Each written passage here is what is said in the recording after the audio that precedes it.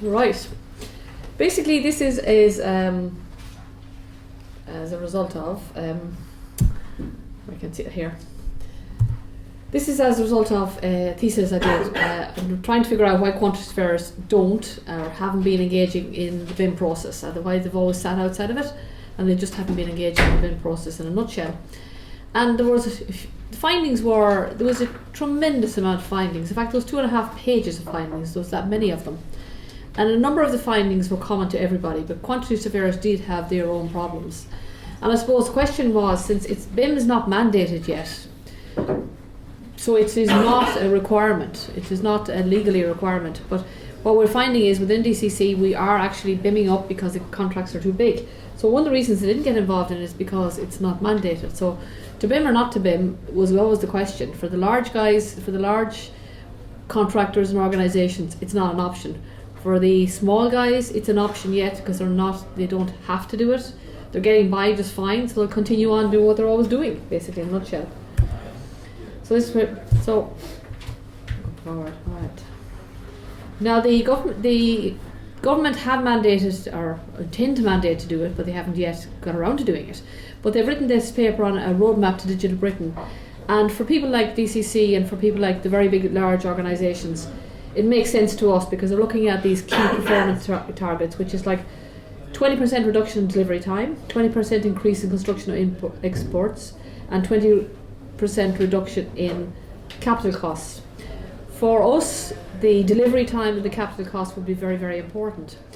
Now, one of the things we found with for quantity surveyors, one of the problems we have with is current BIM models that's out there right now, and if you take the very best of them, you get between 61 and 80%.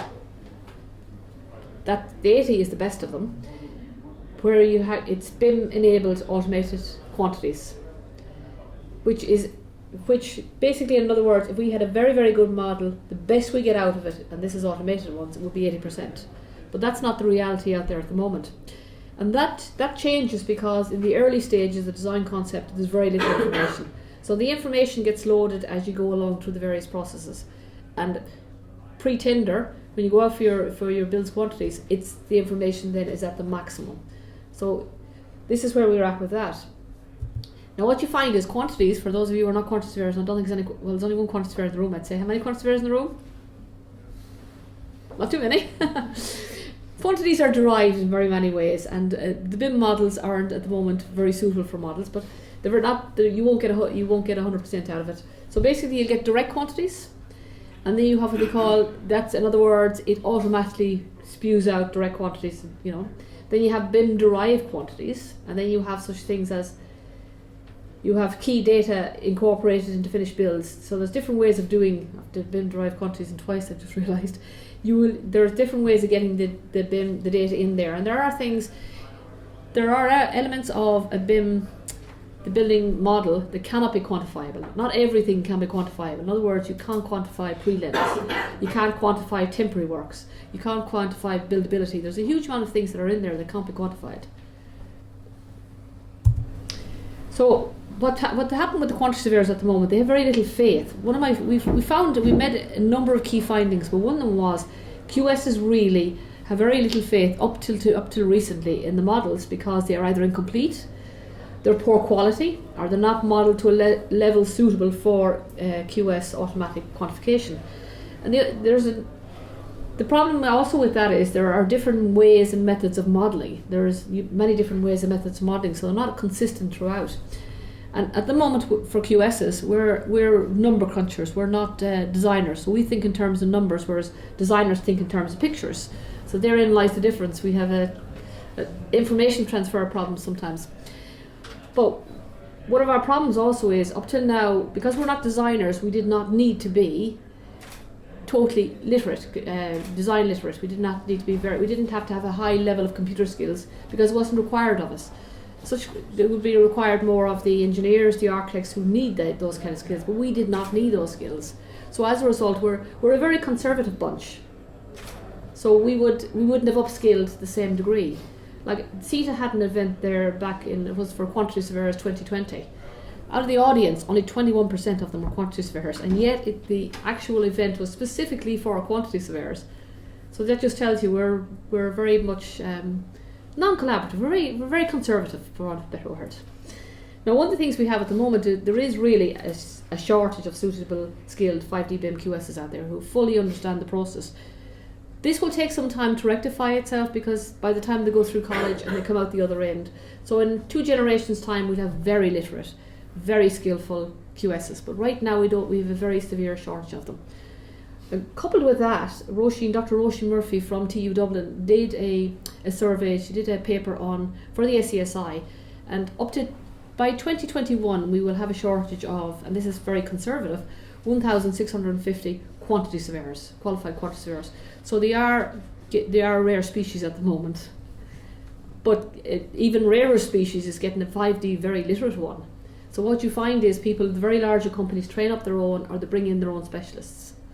The likes of Linesight and people like that who can do that, the very big crowds. So we found also that you need skilled people to push and pull information from the models. Because if the model, our QS software, 5D QS software, sits outside of the BIM model. It's not part of the BIM model. So all we have to do is put in parameters, we have to put in what we want and pull out information.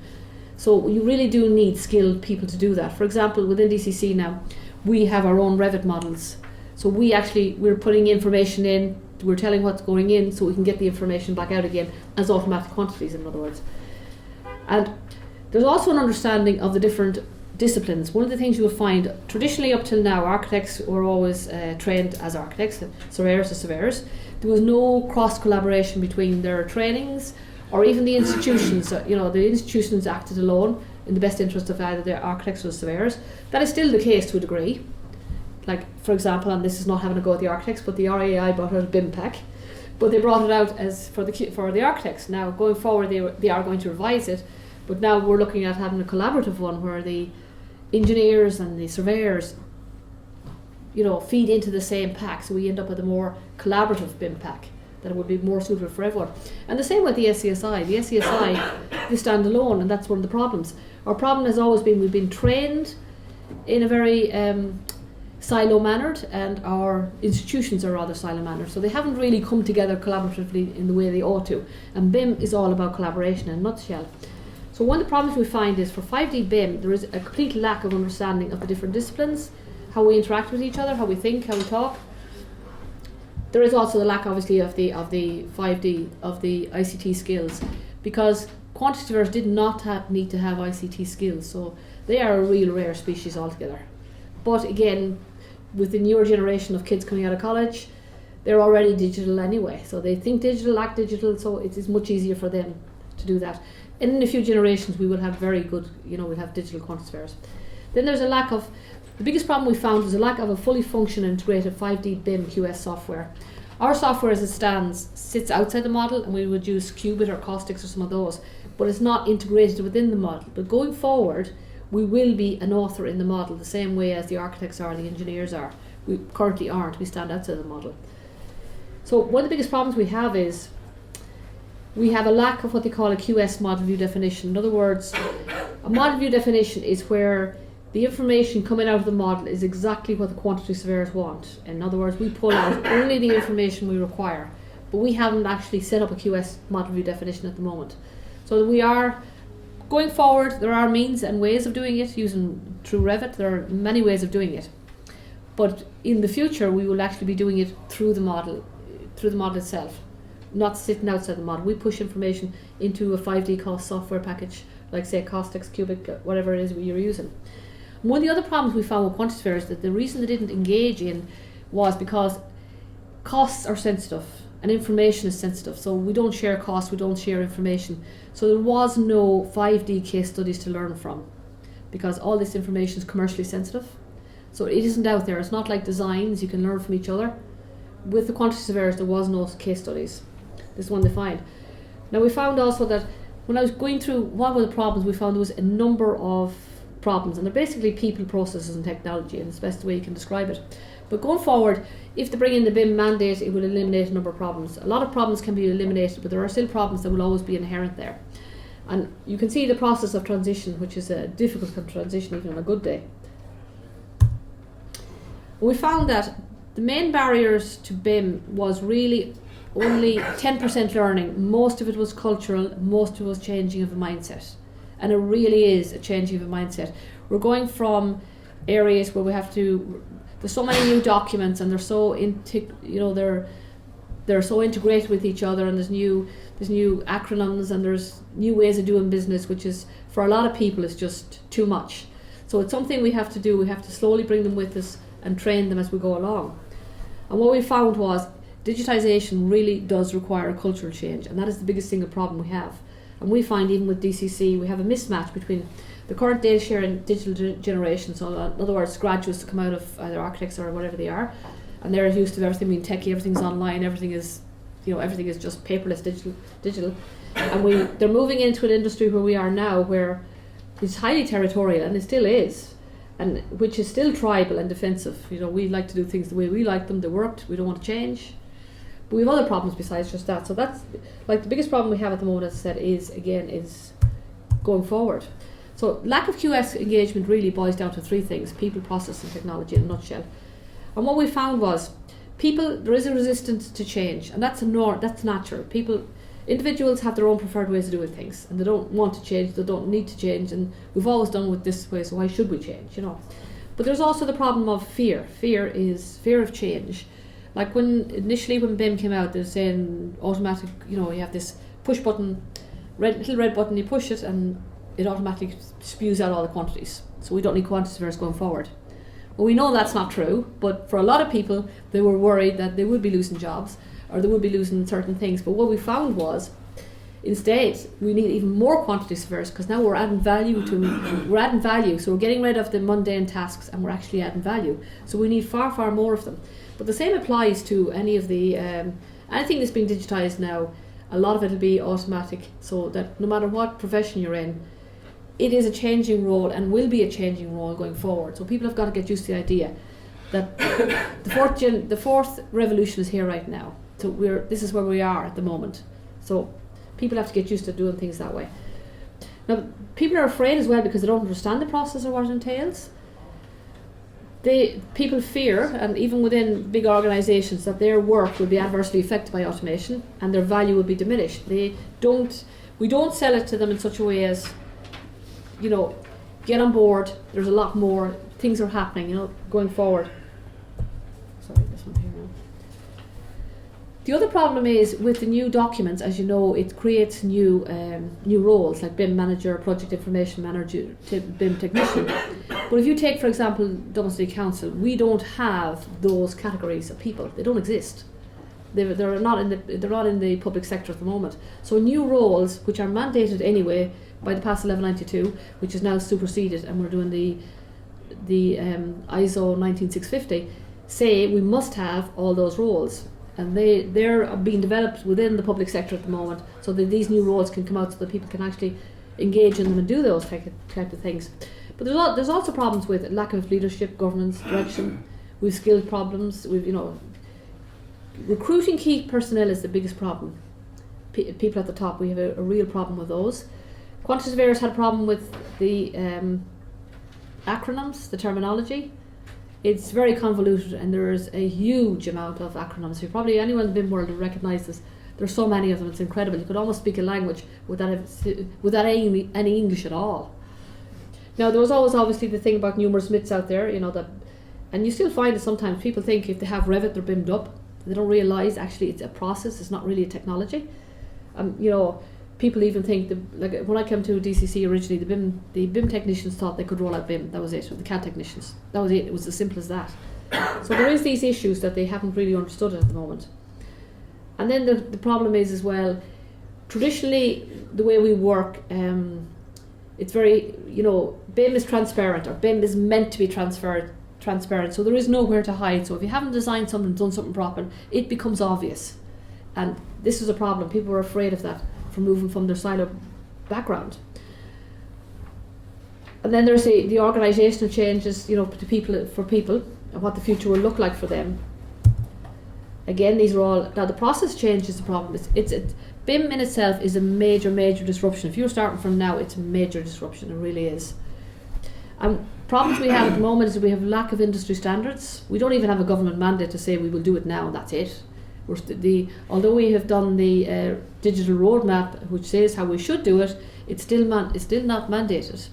Now we in the government do it on the very large projects because it makes sense it doesn't make sense not to do it. We have to do it. It's as simple as that. For the projects rolling down further down the line, that's a different matter. We can't mandate it, and the problem is we need our supply chain and the other stakeholders to BIM up, and that will take time. So there's a transition period in there. And one of the problems we found, even in the processes, there's lack of understanding of the processes, what everything involved, because it's a complete different mindset. And we quantity surveyors by nature are risk adverse. That's the way we always like to cover risk every which way we can. And there's also risk management. We have problems with risk management. We have problems with data security, confidentiality, privacy. And now, this last while, GDPR has come into the equation. And we have problems creating business, difficulty of creating business processes, opportunities across multiple silos. In other words, how we can collaboratively all work together. So what we've done in DCC is we've got away from discipline. We would be discipline centric normally. We'd be the quantity surveyors, the architects, the engineers. Now we're going to asset centric. In other words, it's all about the asset. It's no longer about the disciplines. The whole thing is about the asset. Everything is about the asset now. And that's how we work. We asset tag everything from beginning to end, and that's how we work. The other problems we have at the moment is, and early days within DCC we really had this problem, they were untrustworthy of the clouds. They didn't want clouds, wouldn't have clouds, but it's very hard to have common data environments without clouds, particularly when you're dealing with consultants, external consultants. It's one thing trying to collaborate internally, but when you're dealing with external consultants, it's very difficult. And BIM really means the usage of some sort of common data environment. So we have now got AConneX in at the moment, but we're looking at other ones. But the AConneX allows us to do what we need to do. In other words, we can hold the asset there, we can bring in external consultants, and we can have different stakeholders with different levels of access. So it's very good in that way. One of the biggest problems we have also is lack of standard methods and procedures and protocols. So when we came to DCC originally, we decided that the best way forward was not to reinvent the wheel, but to go talk to other public sector bodies who are doing this. So we spoke to Grange Gorman, and Grange Gorman were doing it. So, and what we decided to do is, okay, we're both in the same we're both going the same direction, so let's combine resources. So we went to the combined resources so we could go forward together. But there's also, I need to speed this up now, there's insurance implications. That's a problem, as you can well imagine. There's other problems with IoT, the emerging technologies. Technology is moving faster than people are able to adapt to it, and that's a problem. Then there is the software interoperability, which is a big thing. Getting the right people to buy the right software and to make sure it's bi-directional and you don't lose data and stuff like that. And then sensitive information, how do you deal with that? Again, we find there's a lot of legacy technology around requiring significant investment. There's technology was bought ad hoc. It wasn't, it's not streamlined. They didn't start with the end in mind. They just buy it as they go and see what happens. Again, security is a major problem, particularly if you're, one of the big public organisations. Brexit then complicated things because now we have this problem. We can't just say EU or can't just say BS anymore. British standards. We have to make sure the insurances aren't in Britain, so it affects intellectual property, it affects where the data is stored, it affects a whole load of different things. Brexit really has been an issue for us. We've all the legal and contractual issues, who owns the model, and the intellectual property rights, and the problem is who has what responsibilities in the procurement. So we found quantity surveyors had so many problems, it was amazing. This is why they never really engaged with it, because there's so many parts of the jigsaw that hadn't come together. And there was always the problems, of course, with training and that kind of thing. And then there was always these common myths, okay, bill of quantities can be produced by just the click of a button. No. And some quantity surveyors thought that. And they also thought that all the quantities reside within the model. They do not and cannot. And they think that because something comes from the model, it must be right, but that's not true either. They also think sometimes the architects and engineers can extract them. That can't happen either. So again, quantity surveyors have to change their method of thinking. They have to see BIM as a value creator, not a cost, factor. They've also to become more aware and upskilled. They have to become realistic and pragmatic and realise that BIM is not a perfect digital solution. but even before BIM, the situations we had before them was never good. It was never a perfect solution anyway. There was always issues, always problems. But it's an imperfect digital advancement with great potential, so that we just have to realise that we just get on board, make the best of it and use it. And even in the bad models, there is things you can actually, there's enough quantity you can get out of them. And the other problems we had was we didn't, our method of measurement, which is ARM, was not digitised. It hasn't been updated since 1993, so you couldn't actually digitise it. That's the problem, so you couldn't code it into it. But that's been revised right now, and like these are changes that are occurring at the moment as we speak, so a lot of different things are happening. The other things is with the models, and this is from a QS point of view purely, there's different methods of modelling which causes problems. There's items that's missing entirely, there's items that's not modelled, there's items that are incorrectly modelled. There's object detail versus cost detail. Some things are, there might be small things, but there might be extreme costs. Then there's lack of expertise in setting up BIM libraries, and we have to now as QSs set up BIM libraries. Our method of measurement, the RM4 Supplement 1, is not, as I said, publicly digitised, so it's something we are looking at now and it is being changed. So there's a number of items that are specific to quantity surveyors, and quantity surveyors need to understand, need to get techie, know what BIM is, understand data exchange formats, understand levels of development, understand the drawings, the BIM execution plan, how to capture QS requirements, naming conventions. It just goes on and on. But more importantly, they need to understand the verification and validation process, which is very, very important. Again, these are the reasons why we need to engage, because if quantity surveyors engage, you reduce costs, you reduce errors, work, reduce waste. There's a long list there, which are a very long list for quantity surveyors to actually engage. It goes, and it also means we can actually add value. We can have new roles, like there's life cycle costing, there's carbon costing, there's a whole lot of new things we can do. Again, more things that will make uses we can go. And that's it. Sorry about that.